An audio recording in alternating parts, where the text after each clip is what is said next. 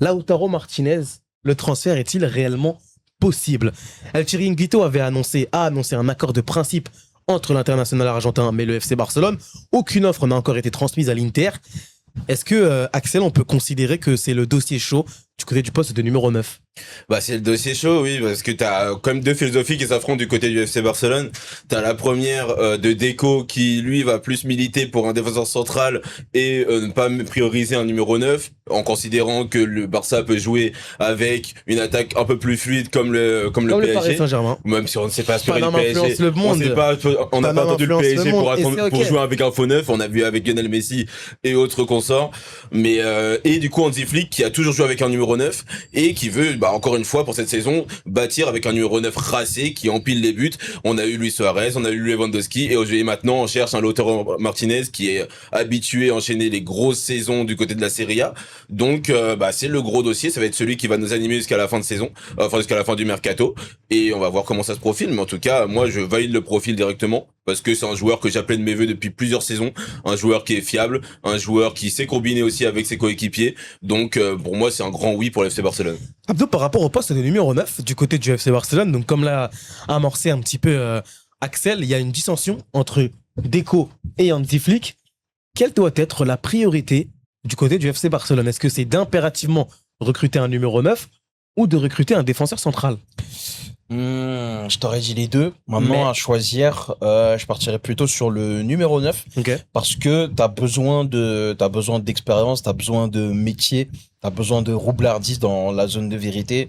Le Barça, ça n'a pas forcément une très grande équipe défensivement, mais ils sont habitués à marquer plus de buts que l'adversaire. Ça peut être plus facile si t'as un numéro 9 de métier, ou en tout cas un numéro 9 de grande classe aussi. Donc voilà, pour moi, je pense que va falloir que le Barça serre un petit peu les dents, et j'ai confiance en personne dans l'effectif actuel, en tout cas à date, au moment où on fait cette émission. Même Abdelkarim? J'ai confiance en personne pour être cette pointe-là qui va porter le FC Barcelone. Parce que Bizigou, c'est un peu jeune à mon sens. C'est un ailier, surtout. Abdelkarim, c'est pour moi une triplure et pas forcément une doublure. Donc ouais, pour moi, c'est compliqué. Et après, les options type Rafinha, Lamine Yamal, Anthony Gordon, Faux-Neuf, Adeyemi, ça c'est grincheux. C'est des options de troubadour, avec tout le respect, tu vois. Pour remporter avec des champions. Troubadour, t'abuses un peu. Pour remporter avec des champions quand même. Lamine dans l'axe, c'est plus un 10 qu'un véritable faux neuf, tu vois. Il a besoin d'un mec devant lui à qui il peut donner le ballon, avec qui il peut construire une relation technique, avec qui il peut justement plugger ou se déporter sur le côté droit. C'est plus dans ça où tu peux en exprimer le meilleur quand il est axial. Et Rafinha en neuf, j'ai vraiment pas la jamais joué neuf en plus au Barça, il jouait 10. Non, pour moi, c'est juste, laissez-le à gauche. Laissez-le où il a performé à gauche, c'est très bien comme ça. Dans tous les cas, ça va être expérimental. Ça va être expérimental, que ça soit Rafinha en neuf. On l'a essayé aussi dans le cœur du jeu. C'était assez bon au début de la première saison de Flick. En neuf, en pré-saison, il a été aussi bon. Ça va être aussi fluide sur le flanc de l'attaque. Et Gordon, il sort d'une année où il a marqué 10 buts en Ligue des Champions en jouant numéro 9 du côté de Newcastle. Donc, c'est des joueurs qui ont quand même l'habitude d'occuper ces zones-là. Après, Gordon jouait en poste de numéro 9, 110 derrière lui. C'est vrai. Mais après, c'est pas le même métier, tu dois partager, mais on sait pas encore comment ça va donner au niveau du milieu du FC Barcelone, parce que comme vous l'avez vu, il y a Rodri.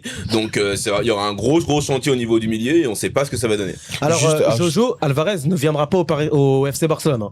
C'est pas parce que l'Atlético de Madrid reste ouvert à un départ du côté d'Arsenal que Alvarez a une opportunité d'aller au FC Barcelone. Alvarez ne viendra pas au club. Oui, parce que l'Atlético n'a surtout aucun intérêt à renforcer un concurrent direct à la Liga, tu vois. Alors que si tu le vends à l'étranger, bon, au pire, tu vas le croiser 2 matchs en Ligue des Champions, 3 max si tu le croises aussi en poule, et basta, c'est terminé. Alors qu'Alvarez, il peut te poser des problèmes sur toute la saison, même à distance, tu vois. Exactement. Sur des clowns aussi, parce que les grandes publications pour tailler le Real et le Barça en disant non, nous on le vend pas, etc. Malgré tout l'or du monde, si dernière journée du mercato tu le vends au Barça, on va te prendre pour un idiot. Après, on sait que l'Atlético c'est un club de troubadour aussi, on peut le dire, parce qu'au bout d'un moment, c'est le petit frère qui s'énerve, mais tu lui mets une steakette, ça y est, c'est terminé. C'est bien. Oui, faut le dire. Incitation à la violence, c'est bien. Non, mais c'est comme ça. Du côté de Lautaro Martinez, alors on a l'Inter qui ne souhaite pas vendre son capitaine, ce contrat jusqu'en 2029, donc il lui restera 2 ans de contrat à la fin de la saison, et actuellement il lui reste 3 ans de contrat. Est-ce que le Barça a les moyens de faire changer d'avis l'Inter? On rappelle que c'est le capitaine de l'équipe. Et depuis 2-3 saisons, si je me trompe pas. Ouais, le problème, c'est qu'en fait, l'Inter n'a aucun intérêt de le vendre parce que ça arrive tard dans le mercato. Que Lautaro Martinez parte en fin de mercato, c'est pas ce qui dérange le plus, c'est plus de se dire, tu perds ton capitaine, ou en tout cas un de tes cadres du vestiaire, tu perds ton buteur star, il faut le remplacer. Et en Juan Boni, c'est peut-être un peu léger pour être l'après Lautaro Martinez. Et c'est le 3e meilleur buteur de l'histoire de l'Inter, Lautaro Martinez. Mine de rien, On donc s'en pas rend n'importe compte, qui, hein. donc c'est pas On s'en n'importe rend pas qui. compte, attention. 174, 175 réalisations. Typiquement, si tu dois remplacer un Lautaro Martinez, faut que tu ailles chercher un top buteur, littéralement. Et déjà que le marché des neufs est très très pauvre en ce moment au niveau du mercato, donc ça veut dire que là tu laisserais l'Inter dans la panade, Et que c'est sachant bientôt qu'en plus, fini. ce mercato est presque terminé. Pour moi, c'est un peu tard. Je pense que le Barça a les fonds parce qu'ils sont prêts à aligner les fonds pour Alvarez à partir d'un certain prix. Mais pour moi, ouais, c'est plus l'Inter qui se dit tant que j'ai pas mon remplaçant à Lautaro Martinez, je le lâche pas, tu vois. Même s'ils avaient un remplaçant, est-ce qu'ils le lâcheraient? Franchement, ouais, parce que c'est quand même un joueur qui a fait le tour du côté de l'Inter, qui a fait 2 finales de Ligue des Champions. C'est un joueur qui a remporté aussi plusieurs Scudetto du côté de l'Inter. Donc c'est un joueur où tu pourrais te dire, bon ok, bah il est arrivé à la fin de son histoire avec l'Inter. Et si on a un joueur avec un potentiel qui pourrait le remplacer et sur qui on peut miser, bah pourquoi pas. Mais là, comme l'a dit Abdou, le marché des neufs, il est dur. Il est dur si tu le perds là dans les 10 derniers jours du mercato pour retrouver un joueur de la qualité de Lautaro Martinez. Bah je dirais il y a peut-être juste Julian Alvarez qui pourrait le suppléer, mais bon tu dois lâcher 150 millions ensuite à l'Atlético et je pense pas que ça soit l'idée aussi de l'Inter Milan. Donc moi je vois aucune raison pour laquelle il le lâcherait, surtout qu'ils ont fait une campagne de Ligue des Champions où ils sont fait éliminer face à Bodo Glimt. Ouais. Je pense qu'ils ont quand même à cœur de faire une bonne campagne de Ligue des Champions où ils montrent quand même qu'ils savent renouer avec la victoire et que les 2 dernières finales de Ligue des Champions n'étaient pas du hasard. Moi, je continue, Abdou, mais pourquoi l'Inter se séparerait du 3e meilleur buteur de l'histoire de l'Inter, légende du club, meilleur buteur de la Serie A la saison dernière avec 17 réalisations, capitaine de l'équipe? Pourquoi l'Inter déciderait de se séparer de lui?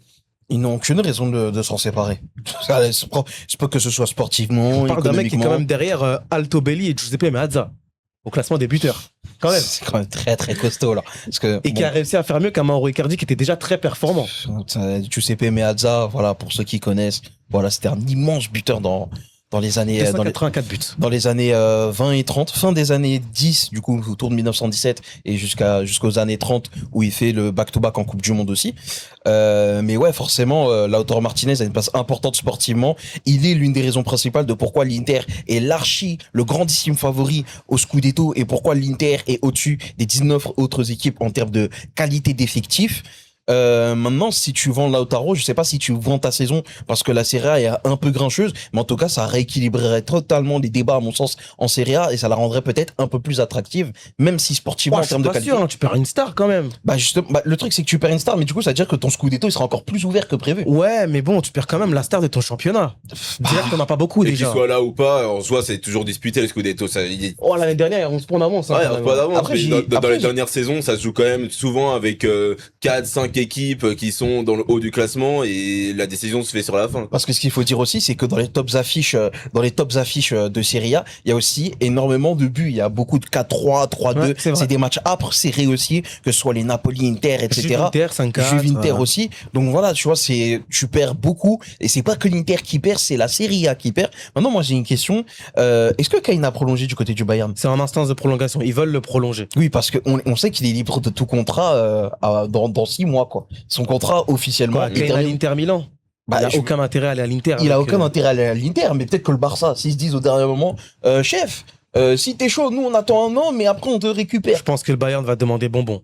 On Ah parle bah du oui. soulier d'or européen. Non, là. mais pas maintenant, tu le récupères libre l'année prochaine, puisque son contrat va en Mais ça veut 2027. dire, mais t'as pas recruté de neuf du coup. Bah, tu te débrouilles sans. Ah ouais, non. Mais après, si t'as la promesse, si t'as le oui du joueur, et que est-ce que tu peux faire un an Pour moi, sans, c'est et tu vas risqué. chercher un central? Pour moi, c'est trop risqué. C'est trop risqué, hein. Bah, pour Après, moi, je te pour dis pas que ça va se faire. Un attaquant de cette envergure-là, c'est que des situations où t'as des fins de contrat, où c'est des opportunités de marché parce que Mais ce serait l'attaquant idéal. t'es logé. En plus, il y a Harry Kane au Barça, Harry Kane qui vient s'immiscer au milieu et tout. Bon, peut-être il y aura peut-être trop de monde au milieu. Nous, on Trop de gens veut quand dans même un l'axe, attaquant qui rôde dans l'axe, qui reste dans l'axe, voilà, qui finalise les actions et qui laisse les magiciens faire leur magie.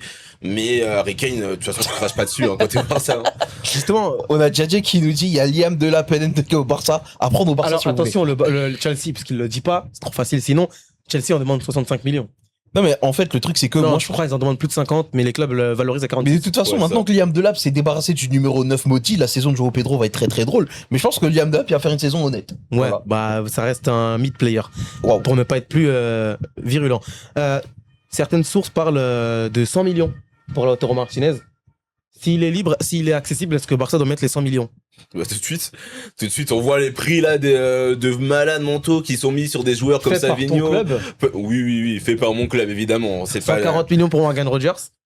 Morgan Rogers, c'est un joueur avec de la avec de la qualité, qui a fini troisième On dirait au on parle d'une mondial. viande de la bonne qualité. Avec la bonne qualité. Non, mais 100 millions pour un joueur aussi expérimenté, parce que là, c'est pas un joueur où tu vas acheter de la spéculation, c'est un joueur où tu sais ce que tu Confirmé. achètes, confirmé, il va te mettre ta vingtaine, trentaine de buts de la saison, c'est un no-brainer, tu vas directement pour 100 millions. Abdou, pareil. Juste rapidement, Vas-y. je donne mon avis dans les commentaires. On a Bosco qui nous dit bien sûr, coup de pression pour Alvarez pour qu'il insiste avec son club pour qu'il puisse partir. Les gars, arrêtez. Moi, je pense qu'Alvarez, juste, C'est il est en- vraiment il- terminé. les gars. il est dans la prison de Madrid. Et comme dit un certain média madrilène, il est mort dans le film. Il ne viendra pas au Barça. Il ne viendra pas. Dédicace à ce média au Et passage. il ne viendra pas au FC Barcelone. Mais oui, forcément, Alvarez, il est pour moi en prison. En même temps, ça tombe bien, c'était l'ancien club de l'armée de l'air. Mais aujourd'hui, je pense que le Barça a intérêt à mettre les 100 millions sur Lautaro Martinez. Si la s'ils sont porte pris. s'ouvre, il faut la défoncer.